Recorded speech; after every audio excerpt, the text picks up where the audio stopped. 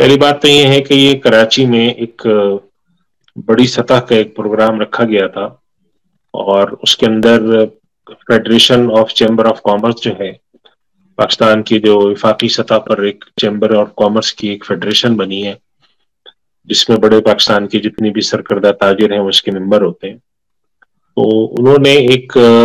काफी अरसे से एक मनसूबा बंदी कर रखी थी कि हम कोई बड़ा एक सेमिनार करें और इसके अंदर हम गुफ्तगू करें इस मौजू पर, इसलिए कि जिस तरह से सूद को खत्म करने के लिए बैंकिंग के निज़ाम के अंदर इस्लाह की जरूरत है, उसकी हिमायत और सपोर्ट के लिए ताजिरों की तरफ से भी जरूरत होती है, हुकूमत की तरफ से भी होती है। तो इसके पेश नज़र ये फिर एक सेमिनार रखा गया था जो कि कराची में रखा गया और इसके अंदर पाकिस्तान के बड़े उलमा शरीक हुए और पाकिस्तान से आप समझें कि करीबन तमाम मकातब फ़िक्र के उलमा थे, तमाम बड़े उलमा थे, बड़ी शख्सियात थी और इन सब ने शिरकत इसमें की और बाद सियासी शख्सियात भी आई, जैसे पाकिस्तान के वजीर खजाना भी आए, बाद टेक्नोक्रेट से जैसे कि स्टेट बैंक के गवर्नर थे और तकरीबन हर बड़ी सियासी पार्टी की तरफ से एक तरह की नुमाइंदगी उसमें शामिल रही। लोगों ने आकर इस मौजू पर गुफ्तगू की। तो असल में इस सेमिनार का जो असल मकसद था वो ये था कि इस बात को उजागर किया जाए कि जो सूद के हवाले से रमजान मुबारक में वफाकी शरई अदालत के फैसले के बाद से जो सिलसिला चल रहा है गुफ्तगू का, कुछ लोग अपील में गए हैं, हमने अपने आज दर्स कुरान के जरिए प्रोग्राम में भी 2-3 दफा इस मौजू पर एक गुफ्तगू की है। तो उसके पेश नज़र लोगों के जहन में कुछ खदशात थे कि पता नहीं ये क्या है, कैसा है, क्या मामला होना चाहिए, किस तरह से हो, सूद हराम है,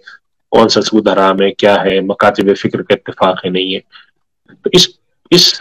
जो हुर्मत सूद के नाम से सेमिनार रखा गया था, तो इसके अंदर ये बात को उजागर करने की कोशिश की गई कि सूद को अल्लाह ताला ने हराम करार दिया है और हमारे निज़ाम मईशत में चूंकि सूद दाखिल है तो इसको खत्म करने की कोशिशें इज्तिमाई सतह पे होनी चाहिए। और इस आवाज को उठाने में पाकिस्तान के तमाम मकातब फिक्र के उलमा शरीक हैं, सियासी इदारे शरीक हैं, सियासी लोग इस बात के कायल हैं, ताजिरों की तरफ से जो बड़ी उनकी सबसे बड़ी पाकिस्तान की सतह पे जो तंजीमें है वो उनकी आवाज शामिल है। लिहाजा इस पर एक तरह का मुल्क के अंदर रहने वाले तमाम लोगों का, तमाम जितने भी हम कह सकते हैं कि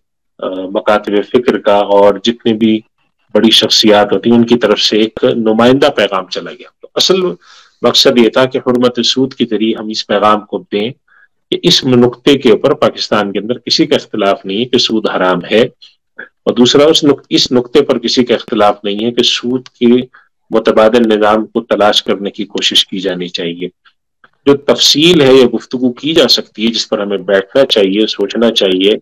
और उसके लिए कुछ इक़दामात करने चाहिए, मनसूबाबंदी होनी चाहिए, वो ये है कि आखिर हम अपने निज़ाम को किस तरीके से तब्दील करें। एक जो लगा बंधा चलता हुआ निज़ाम है जो पिछले 70 साल से पाकिस्तान के क़याम के वक्त से हमने विरासत में लिया है, उसको हम कैसे खत्म करें, क्या 5 साल में करें, 7 साल में करें, 10 साल में करें, और तरीक़ेकार क्या होना चाहिए, कानूनी तब्दीलियां कैसी हों, ये सारी बातें हम एक दफा अपने प्रोग्राम में इस तरह की गुफ्तगू हो चुकी है। तो कम से कम एक पैगाम गया कि सूद के बारे में 2 चीजों के ऊपर सबका इत्तेफाक है। एक तो सूद हराम है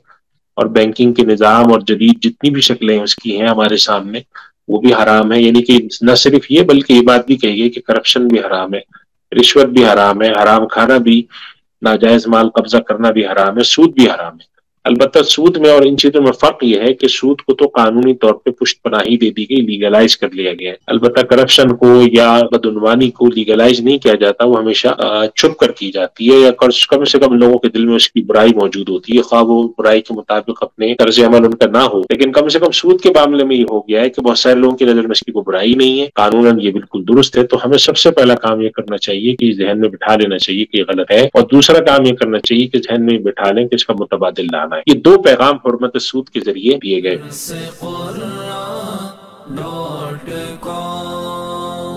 www.darsequran.com